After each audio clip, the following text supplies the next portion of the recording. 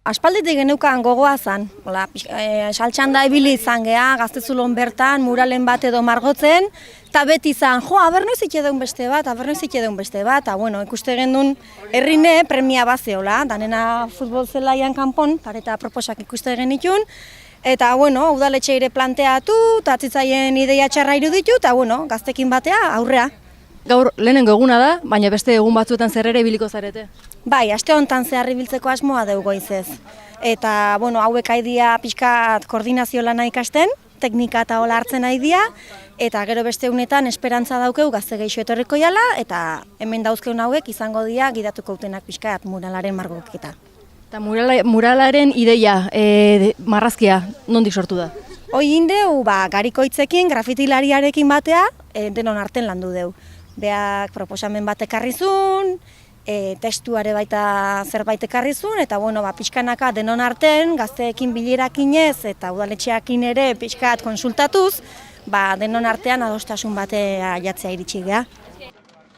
Lehendabizi lan egingo dugu talde motore batekin, gazte taldetxo bat sortu da eta bereekin hasi lehendabiziko plantamenduak egiten, eta gero ja ireki egingo da parte hartzaile prozesua aurretik handator, baina gero ja murala margotzeko osteguna ostiralean libre izango da jendea parte hartzeko eta bar zuzenean ja muralean.